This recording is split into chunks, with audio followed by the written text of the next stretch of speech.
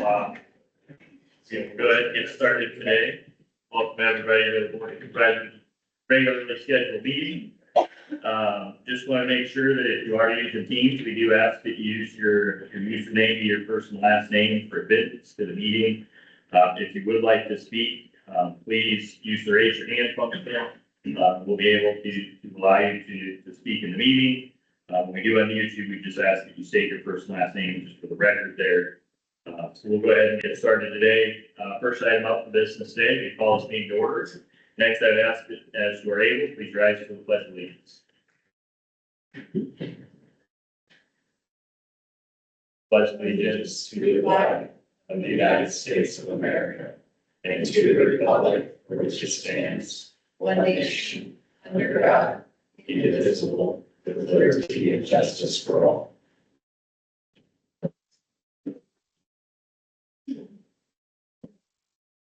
Item number 3 would be to approve the meeting minutes dated July 28, 2026. So moved. Second. Motion is second. Questions or comments on the previous meeting's minutes? Hearing none. All those in favor say aye. Both same sign.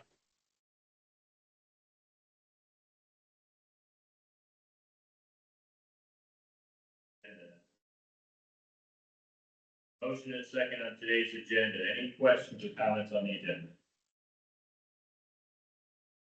Hearing none. All those in favor say aye. Nice. Both same sign. Motion carries. Item 5 would be to approve today's consent agenda. Mr. Chair, I will move item 5, then I will want to full item C.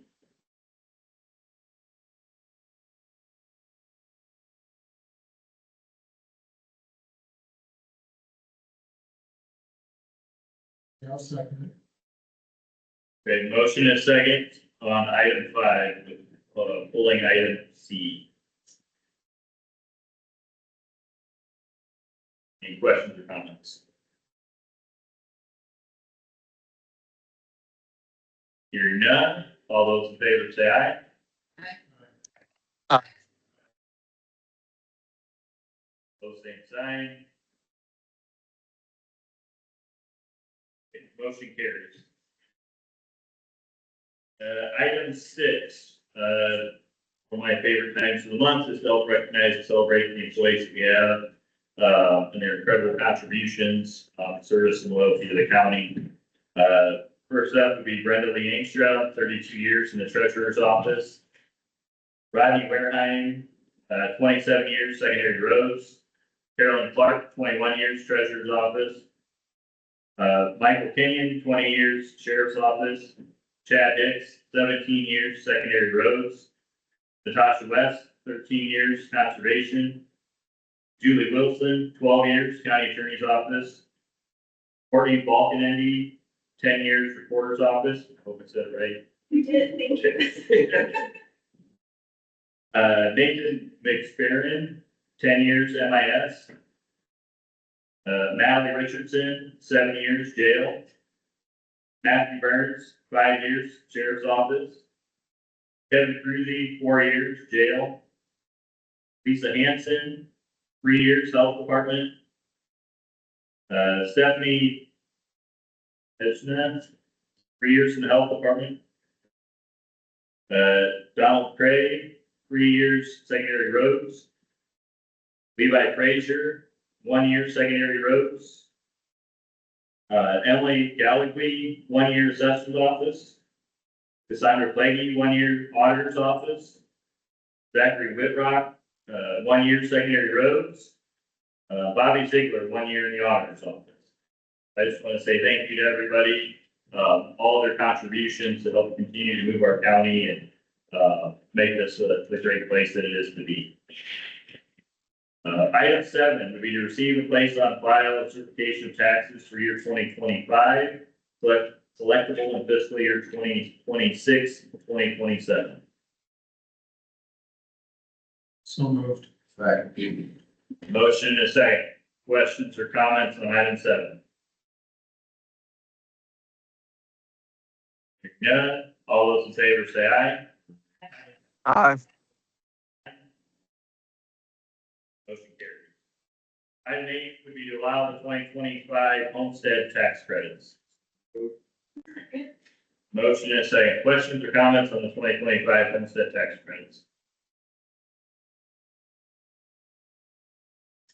Hearing none, all those in favor say aye. Aye. Pose same sign. Motion carried. Item 9, receive and place on file investment policies FY 27 for recommendation of Brenda Engstrom, Webster County Treasurer. Mr. Chair, I'll move item 9. I'll second it. Motion and second. Questions or comments? Good morning, Brenda Engstrom, Webster County Treasurer. There hasn't been any updates to the current policy, so I would request you to send this. Any other questions or comments on item 9? You miss acting auditor at this point, or? No, I do not miss acting auditor. I'm perfectly fine meaning just the treasurer. All right. If there are no other questions or comments, all those in favor say aye. Aye. Pose same sign. Motion carries. Item 10, receive and place on file RFPs for Webster County investments per recommendation of Brenda Engstrom, Webster County Treasurer. I'll move item 10. Second. Motion and second. Questions or comments? The RFPs were mailed out on June 1st of this year with a bids due back date in time of 4 o'clock on June 15th. At that time, we only received 3.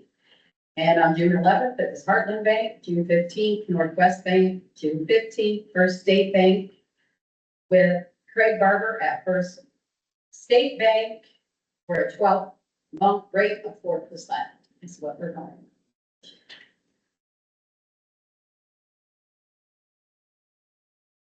Any other questions or comments on it?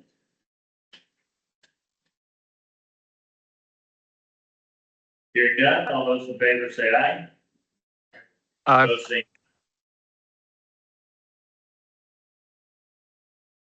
Approve resolution number 2026-18, the name depositories for Webster County. This will be a roll call vote.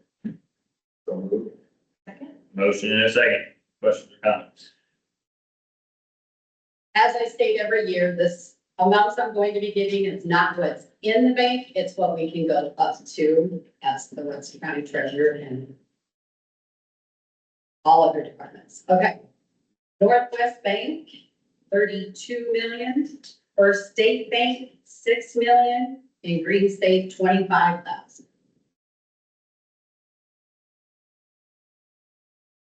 Any questions? None, this will be a roll call vote. Vote aye. Montgomery, aye. Aye. Let me know that the motion carried unanimously. Item 12, receive and place on file Webster County Treasurer's bank reconciliation. Mr. Chair, I'll move item 12. I'll second it. Motion and a second. Questions or comments? Nothing on this. Anything from the table? Floor? All right. Hearing none, all those in favor say aye. Aye. Both same sign. Motion carries. Item 13, receive and place on file Webster County Treasurer's Office semi-annual report. So moved. Second. Motion and a second. Okay, the Webster County semi-annual report consists of 53 different funds with 8 of them accounts that are all treasurer's office. The total revenue brought in for January of 2026 to June 30th, I'm only going to speak once again about our 3 biggest accounts that the treasurer has. And the first one being the investment on interest, which is what we just talked about with the CDs and savings account. With the last 6 months, we brought in $547,358.98 in interest. The auto fund for our motor vehicle, we brought in $4,092,791.09. And our use tax fund was $3,791,000. $116,639.05. In those 6 months, we brought in a total of interest on investments with the current balance of $738,874.11. The auto fund, we brought in $603,419.26. And with the used tax fund, $546,195.90, with a total of $1,888,489.27. Any questions? Concerns? Hope not. Any questions or comments? I just want to thank Brenda for her work on getting us better interest rates for the county. I know that's a huge boost. She said 700 and some thousand, so that's quite a significant amount. And just want to thank her for her work on that.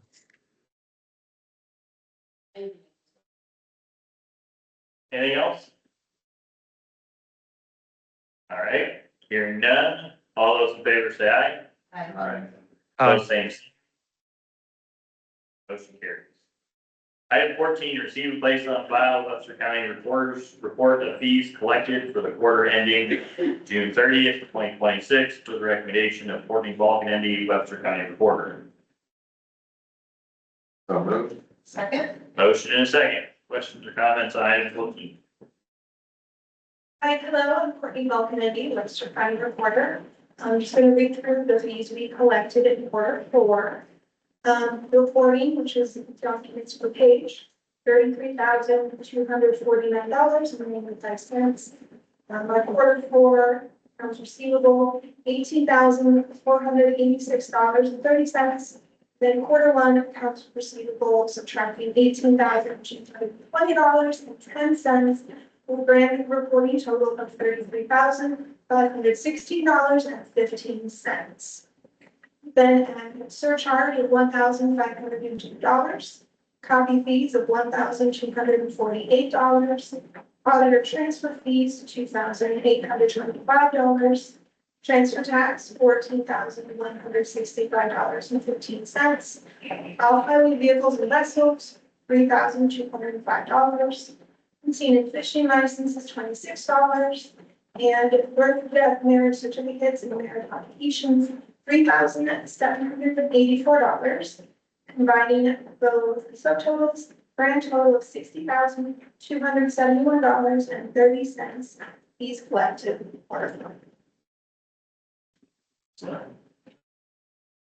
Any questions or comments on the fees collected? Thank you. Thank you. So hearing none, all those in favor say aye. Aye. Opposed, same sign. Motion carries. Item 15, allow Webster County Auditor to order 5 uplift standing death for a total of $10,162.00.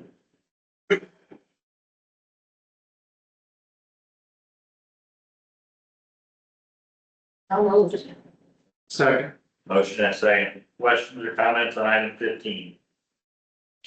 Yes, this was during budget hearings was discussed when Sean had requested these. So that's why costs have gone up a little bit due to inflation. But Dalton with the engineer's office has been gracious to help us get things set up or put together. And I believe Jamie is allowing him to help us put the desk together and then this one was approved.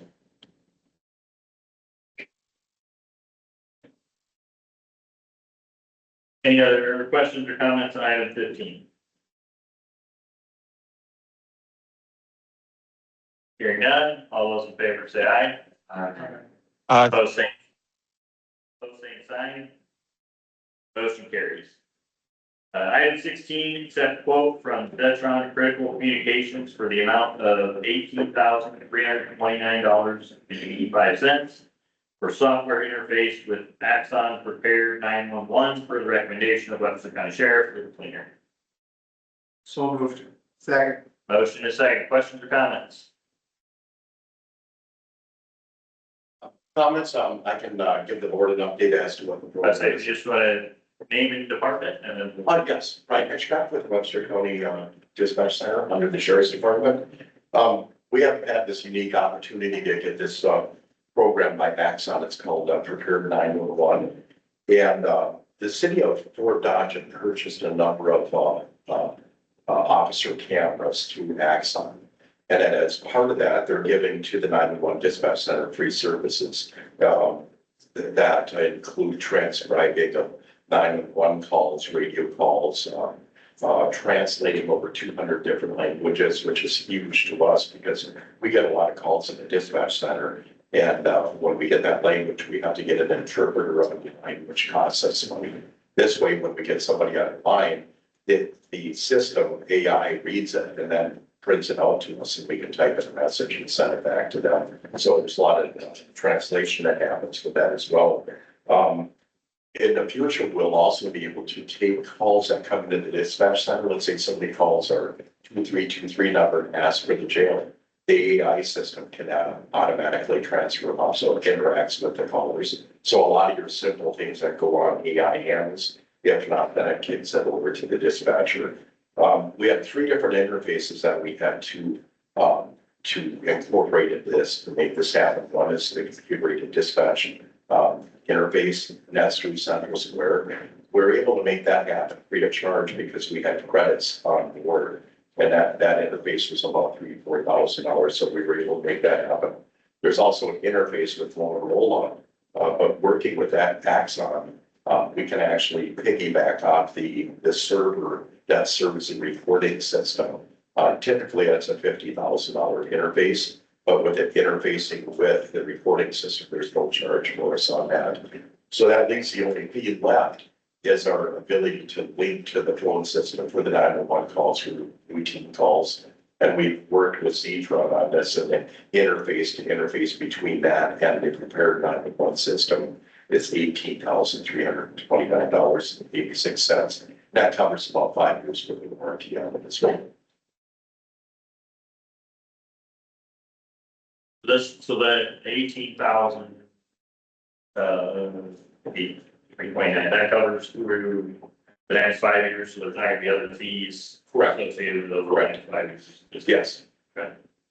And I kind of asked that just kind of for some clarity then, so on the call-in side of that, as it transcribes, before we would send anything out, like, somebody had a FOIA request or we had to review something, we would personally go review the call. Oh, absolutely. We always do. Yes. So somebody, a lot of times they'll ask for the recording, well, we've got to pull that, we've got to review that to make sure that it meets all the requirements for release. I always figure that, I just like to ask for, just make Yes. folks know. Yeah, well, it's kind of nice because it transcribes everything automatically for us. So that's typically not something that we would release, even though it could be released. But most people want the recordings, they want the call for service under the computer-aided dispatch system. So where I think it helps out a lot is that transcribing is where how it determines how to delineate what language is being used by people that don't speak English, which that's huge for us. Right now, we spend about $120 a month for translation services in the dispatch center. So it'll be saving us that off of our 911 unit. And plus it speeds it up because what happens now is that when we get somebody that doesn't speak English, we have to try to figure out how to tell them to hold on while we get a translator online, which can take several minutes sometimes. This way, it's just automatic. There's no delay. So I think it's a great improvement of service that we can give to the people that are within Webster County. That was gonna be my question, is how much time do you think this will save, both with the translation and the transcribing? Well, so as I indicated, sometimes it can take several minutes to get the proper translator online because we have to call a company called Language Link. And then once they determine, they listen to the caller, and they can determine what language it is, then they have to get the proper. So there's, there could be several minutes worth of delay. What's nice about this, if you would ask me before this came out, how much impact AI would have in 911 dispatch, I would have told you none, but now I think there's going to be a lot involved. I think in the next 5 to 10 years, you'll see a lot of changes coming down, not just in the routine handling the calls, but also 911 handling the calls.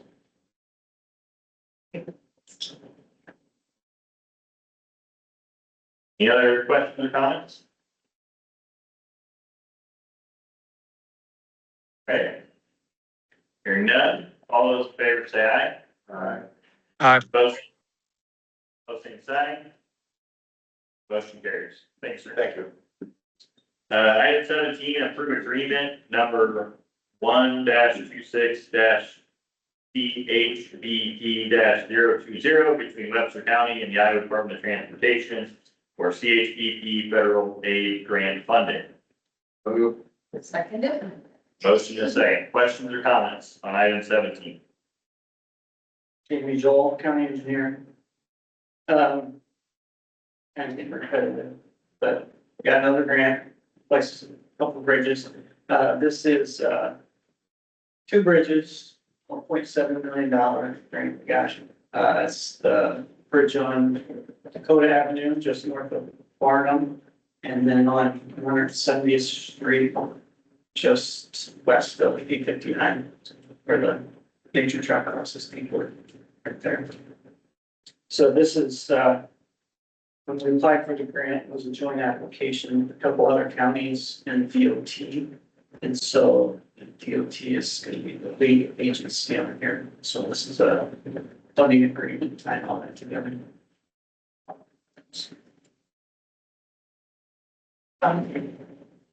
Say it's repetitive that you're getting another grant, but that's a really good thing, and, really appreciate that you go out and do these things, so thank you.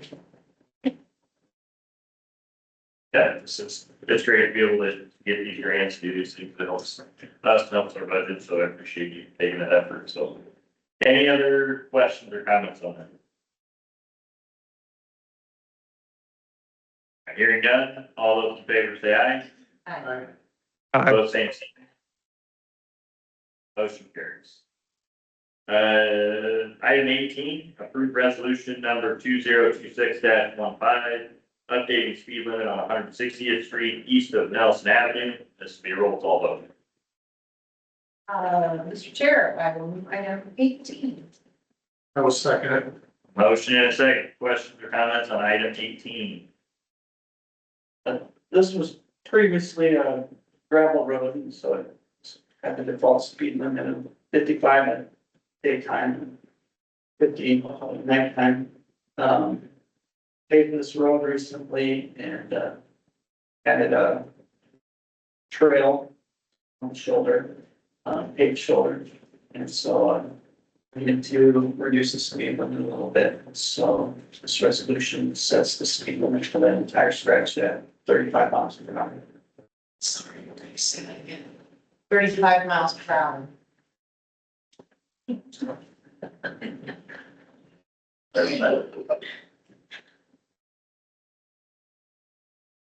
All right, any other questions or comments?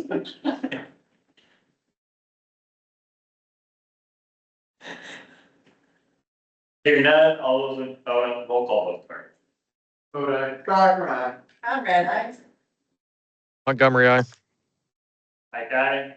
Let it be known that the resolution carries unanimously.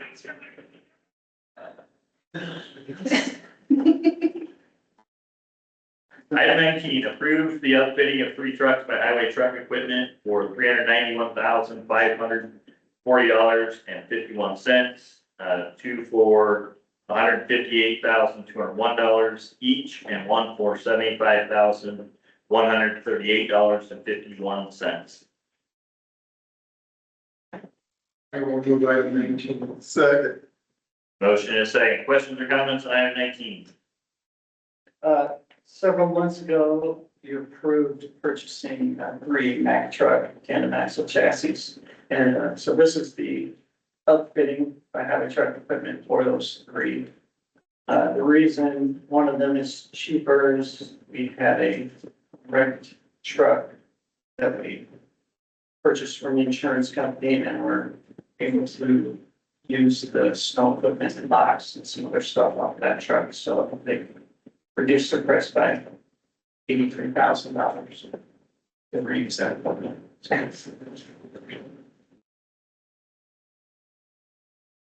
thank you for doing that. Any other questions or comments on item 19? Hearing none, all those in favor say aye. Aye. Aye. Opposed, same sign. Motion carries. Item 20 will be a presentation by Woodruff Construction on the CMAR process.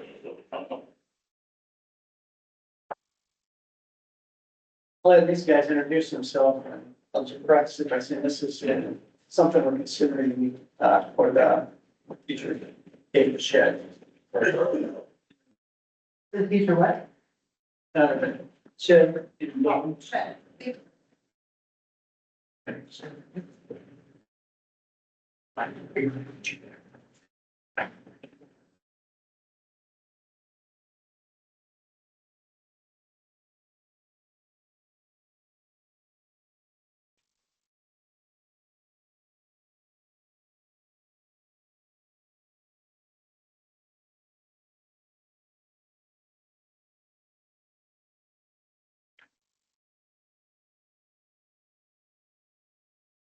So it's green. Yep. There we go. Thank you. Thanks for having us, folks. So, my name is Art Baumgartner, pre-construction manager of Webster Construction. I also have Chad Lennon, our regional president here in the Fort Dodge office, as well as Jim Hutchek. He's our pre-construction manager in Fort Dodge office as well. But glad you guys could have us in to geek out about project delivery methods. Really, at its core, CMAR, or construction manager at risk in the long version, is no different than any other type of construction. It really just has to do with how we approach the project from a contractual standpoint, as well as budgeting and scheduling of projects. So a little history on construction manager at risk. It was actually not a viable project delivery in Iowa up until July of 2022. It's been around for a while, since the early 90s, but it took a long time for the Iowa legislature to pass this legislation that would allow CMAR. Prior to that, really, design bid build was the only project delivery method. Region institutions like Iowa and Iowa State utilized design build a little bit. But when this was passed into law, it took design build off the table as a project delivery method. So design build is where you hire one entity and then take care of design and construction. That's now off the table. But prior to 2022, Iowa was only one of two states that had not allowed CMAR. And now all 50 states allow CMAR. So it's a little embarrassing that there were such late adopters of this, but it did allow the other 48 states to cut their teeth and develop a really great project delivery method, and we can learn from all states.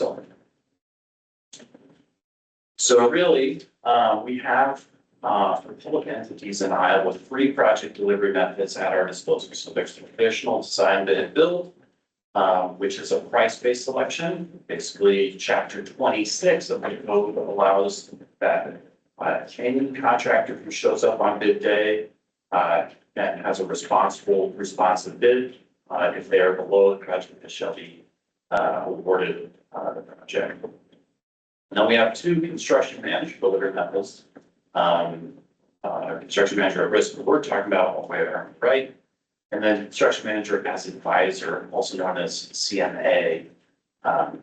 So you'll notice that the design bid build structure of the contract, where the owner has 2 different contracts, one with their architect and engineer, the other with a general contractor, and then construction manager at risk, one can have an architect engineer contract, and then a CMAR contract. Those contracts, the shape of them is the same. Whether it's a GC or a CMAR, they own all the subcontracts underneath them.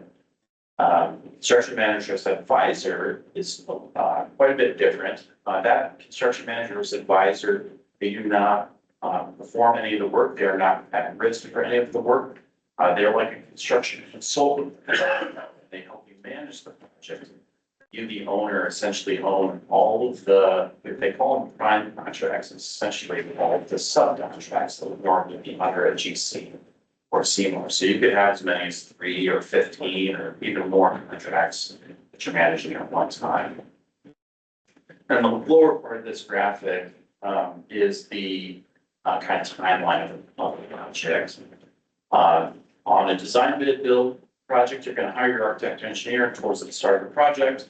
They're going to design it fully and then put the project out for bid. That those GCs that bid the project, again, whoever is low on bid day shall be awarded the project. They're not involved prior to the bid. They don't provide any cost estimating services or scheduling. The documents that are provided by the architect and engineer have to stand on their own.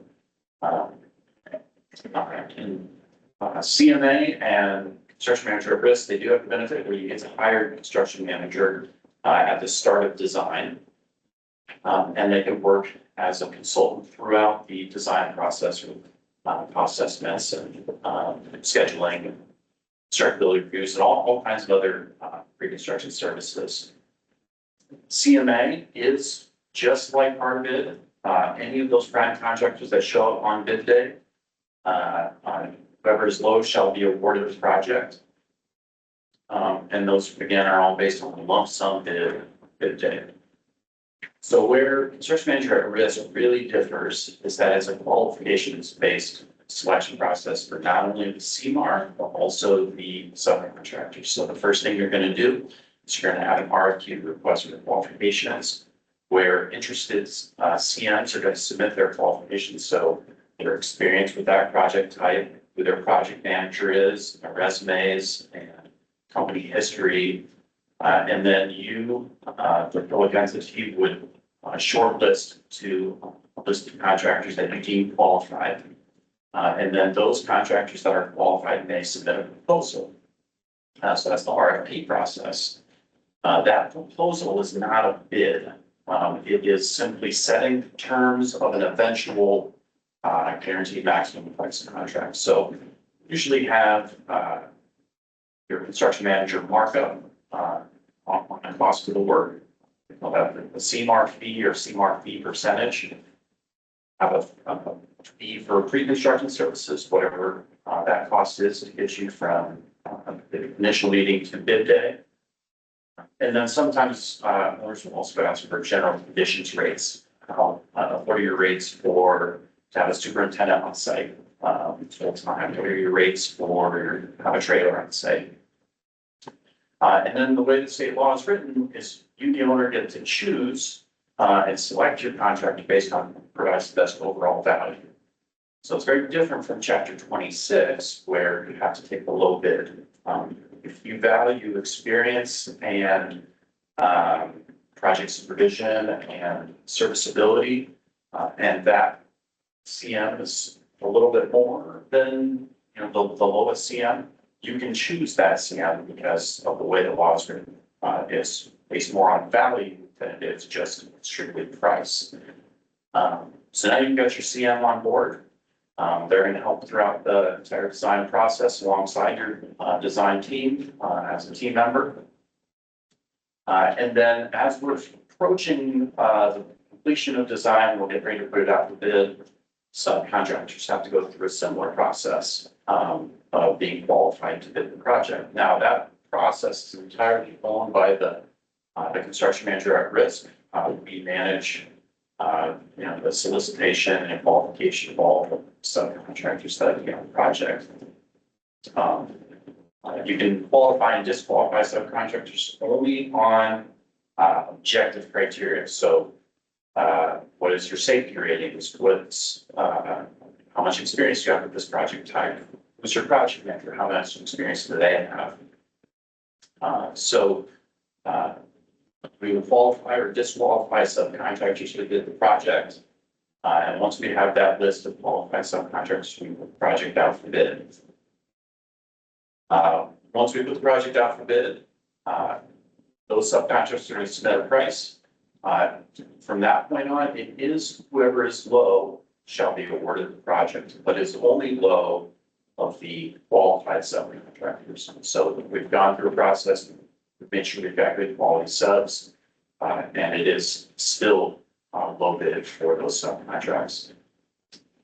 So the other a way that CMAR really differs from the other two project delivery methods. It is not just a lump sum bid that is submitted to the owner saying, here's the price based on the documents.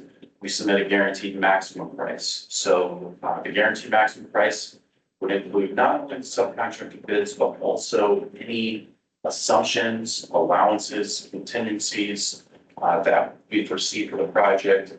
We say this project will not go over this amount. So that differs from a lump sum bid in that those lump sum bids that you get for CMA and design bid build, if there's if you find something on site that you weren't expecting, or there was an error in the documents, that contractor is doing change order. So really don't know your final contract amount until the end of the project after you've added all the change orders up. With a CMAR process, guaranteed maximum price, there really shouldn't be any change orders as long as there's no scope increase to the project. There should only be one change order at the end of the project as a change order credit to return unused allowances, which is back to the owner. So I'm through a bunch of information at you real quickly there, but I'll go ahead and pause. Any questions from the group on just the shape and timing of the project delivery?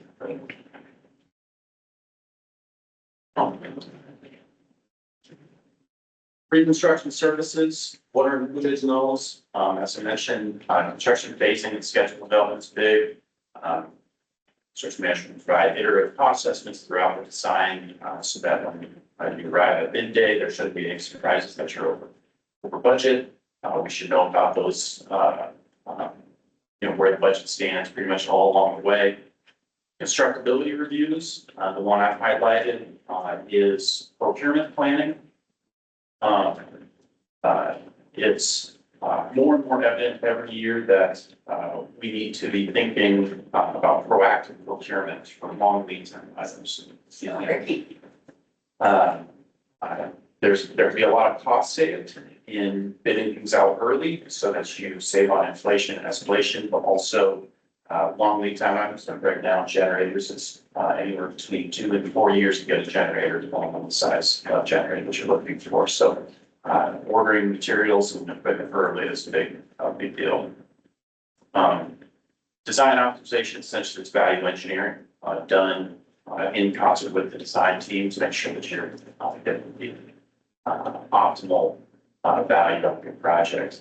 And then, of course, that subcontractor qualifications and bid scope development we talked about earlier. So traditional design bid build is good, that it is a single point of responsibility. But after that, there's a lot to gain with either construction manager as advisor or construction manager at risk of improved time of delivery, value, various scope. But with construction manager as advisor, I like to call the death by cost and paper cuts, just a lot of contracts to manage. Construction manager at risk provides a lot of value compared to have them. So we like to ask this question, what if public entities were able to select construction departments earlier based on qualifications? A lot of responses that we've gotten from people, we've given this presentation, I think over 60 times, things they like. Scope-free protection, growth flexibility. So if the project evolves, we can help manage is the project scope increasing or decreasing, how do we fit extras into the budget, or what do we need to cut to get in budget. The drawing free bid day, we should know by the time bid day gets here, we should know where the budget stands. So mentioned early bid packages for long lead time items.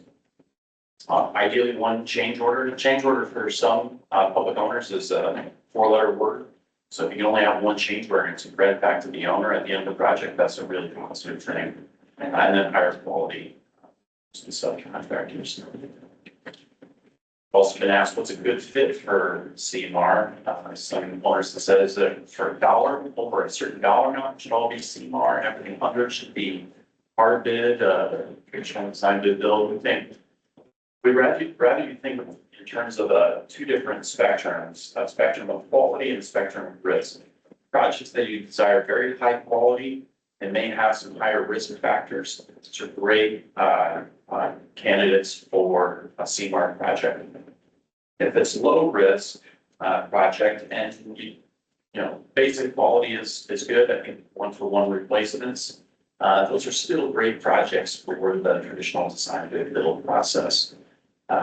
Also note, when this law was being created, the various road contractors and their and highways and bridges contractors, their lobbyists, worked hard to make sure that structure major at risk could not be used for bridges, culverts, and highways.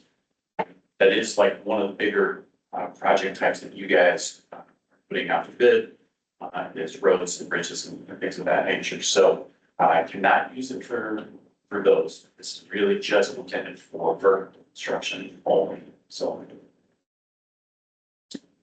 I sat in on a seminar with Brian Belt, he's the director of engineering planning at Des Moines International Airport. They're using CMAR for the new terminal down there in Des Moines. And he said something and I wrote it down. So that's the elevator pitch for CMAR. Chose CMAR because it was the project delivery method that offered the most transparent and most predictable project possible. That was a great way to kind of summarize this process. There's a great case study. I'll let you guys look up the case study. I won't bore you too much with the details of it. But compare design bid build projects with construction manager at risk projects.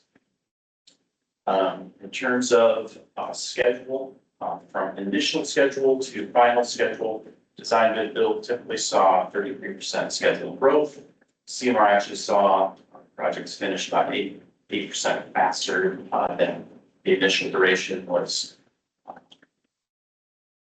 kind of intended, and then cost. Design bid build typically see between about 15% cost growth over the course of the project. CMR sees 9.5% cost increase. Now, another interesting conclusion though, that the case study makes at the end, no significant difference in cost performance between design bid build and CMR. And I thought, well, what are you saying? I think you said that there's 15% cost growth for design bid build versus 9.5% cost decrease for CMR. It's the difference between some contract that builds up to a final contract amount through change orders with design bid build and a guaranteed maximum price that starts high and then is credited back to the owner at the end to return unused amounts of contingencies. At the end of the day, the cost of work is the cost of the work. You're not going to see savings utilizing construction manager at risk or design bid build. The data just doesn't support it. Don't choose one or the other if you think it's going to get you a cheaper project or located or more cost effective. One of them just offers greater certainty of what that total dollar amount. Master Builders Bible has a great FAQ. I need to go through these one by one. Check it out on our website.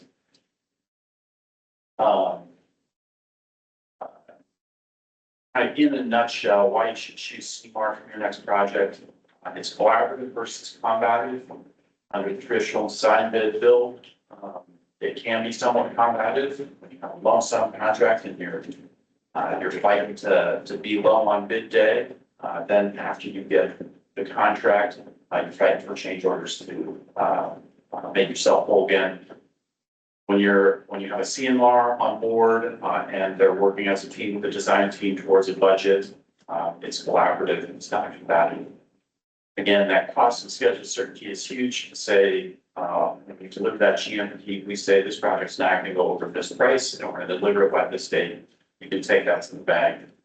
And then all transparent processes as well.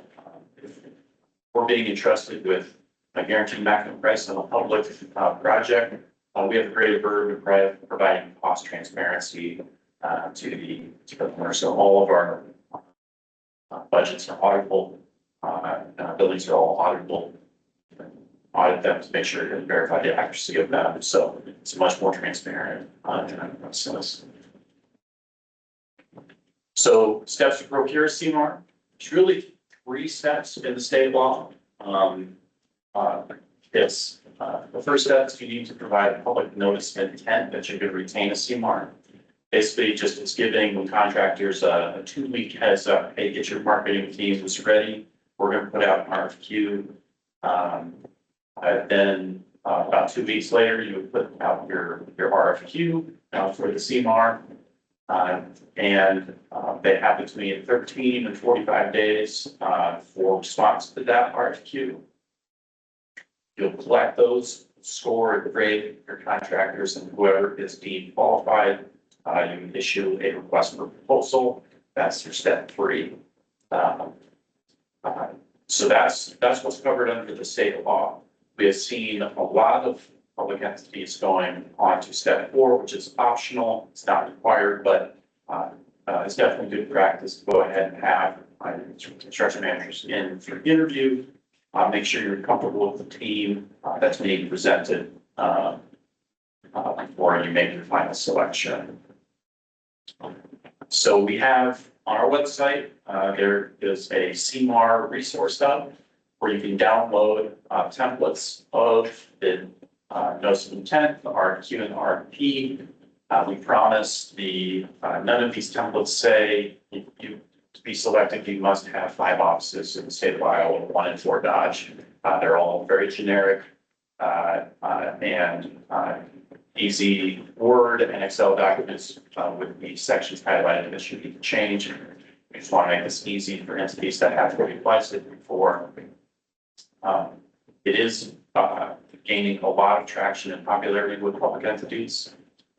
Schools and cities have been especially active in utilizing it, but seeing more and more counties as well. I think Tulsa County exclusively uses CMAR for their projects.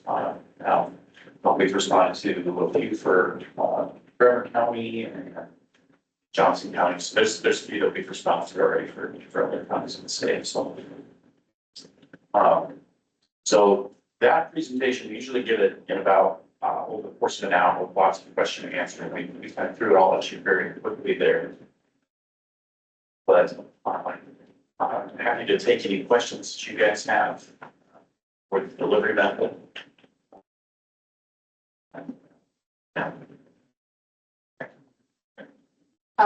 You may have talked about this, I was kind of writing notes and there's a lot of information. Yes, sorry. No, don't be sorry. The thing that we come up against, as I'm sure you know, JD, I know you know this, is sometimes when we go for a low bid, which we often have to do, it ends up not being the low bid eventually because of all the change orders and all the things that come up. What, and maybe it's in this, the case study, did they find anything that compares what the quoted low bid versus what actual costs are compared to what actual costs to? Yeah. Did you already go through this? And I Yeah, that's precisely this slide where it says that there's no significant difference in cost performance between design bid build and CMAR. So Okay, that's what that if you means. had 2 identical projects, one went design bid build and one went CMAR, you might find that on bid day compared to the GMP, the design bid build bid might be on the low side, and GMP for the CMAR might be on the high side. But as the project goes along, you'll have change orders that build up to the final contract amount. And then the construction manager risk model with the GMP, the allowances and contingencies that are built into the GMP, those are returned to the owner at the end of the project if they're not used. And so then your final contract amount drops to the final contract value. And there really is not a whole lot of difference between the two. So you did, sorry. Covered it, sorry. Yeah. But I appreciate you going back. Yeah, so That you have to build in more contingency funds, money But so on any, let's see, this slide here. Contingency, we're seeing anywhere between 2 and 5% of the project is contingency. So it's not like we're building in 25% blue sky. CYA, it's just, we have amounts in there, and they're very specifically listed on what they can be used for. Things like unforeseen conditions or poor soils. Since we haven't chosen the carbon yet. So things of that nature, they're very specific. It's not just a slush fund, they need to be used for a very specific item in the contract, so.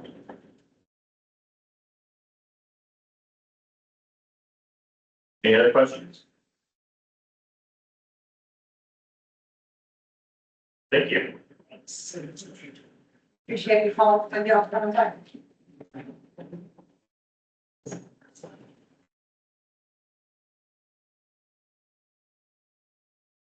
Okay, moving on, next would be the citizens' opportunity to address the board with items not on the agenda.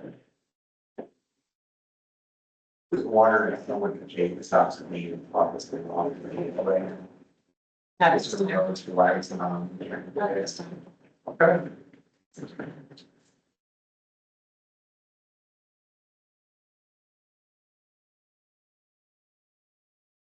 Anything else? All right, board of supervisors committee reports. Nothing to report this week. All right, so I met with the ICS and they continue to expand employment into the 44 counties that they're responsible for. The landfill is looking in, who knows if that'll go anywhere. Summer is ending, but don't forget the Fort Dodge Public Library and Webster County Conservation will still be doing things throughout the year for both children and adults. My wife really enjoyed the recent bar talk. Upcoming, I've got Webster County Crime Stoppers and the opioid subcommittee. There will be an overdose event on the square on August 31st, 5 p.m. to 7 p.m. And then I have 2 birthdays this month in my house for Johnny. I'm hoping you mean that there will be an overdose awareness event. This one, clarify there. All right, Thursday I have a visit. I didn't have anything last week because I was up, north at my family's cabin. It's glorious. I recommend everyone take the time and put their phones on. Thursday I have a visit for a Dodge meeting. Friday we have City County. And next week, Senator Grassley will be here.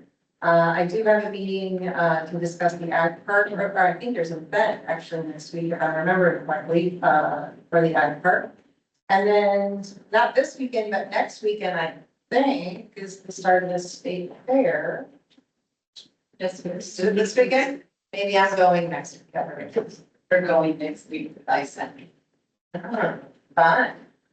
Well, it's the state fair at some point, so we can go and eat a bunch of food. Anyway, that's all I have. Nothing to report today for me.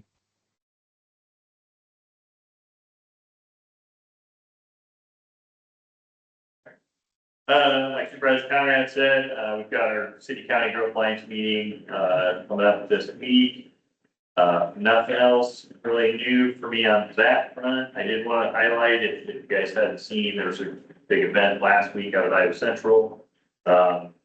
Marking a historic moment for Iowa Central and the Pell Grant opportunities for our EMT programs. So serving with the EMS Advisory Council out at Iowa Central, they've got a great program, a great team. It was great to welcome some secretaries, big department heads here for a very historic mark, first in the nation for the Pell Grant opportunities for EMS, and Iowa Central is the pilot program for that. So that's just a huge opportunity. Great to be part of that this last week. With that, the other thing that I also wanted to do as part of my committee report, last week we also onboarded a new human resources director. He didn't realize I was gonna put him on the spot, but I would like to just give a minute real quick. For those that haven't met our new Human Resources Director, Tyler Schmidt, if you want to welcome yourself, or, well, Welcome yourself. welcome yourself, introduce yourself, there you go. They do that. That's good. It's not. You're having a good. It's just a day. Tyler Schmidt, Human Resource Director. I am up in the HR office, so if anyone at all ever has any questions, need help with anything related to HR, I'm always happy. That door is gonna be open if I'm free. Plan to keep it open as much as possible, so feel free to stop up whenever you get a chance, if you need anything, if you just wanna stay high. Thank you. Welcome. Welcome to the team. I didn't get a chance. I was out last week, so I didn't get a chance to, or 2 weeks ago, to introduce you. I'm grateful to have you on the team and excited to see where you go with that, so. With that, next item up for business would be to allow claims. So moved. Second? The motion is second. Any questions or comments on the claims? Hearing none, all those in favor say aye. Aye. Both same sign. Motion carries. Last item of business today, I need a motion to adjourn. Second. Motion is second. Questions or comments before we adjourn today? Hearing none, all those in favor say aye. Aye. Same sign. Motion carries. We are adjourned. Thank you, everybody. Here we go.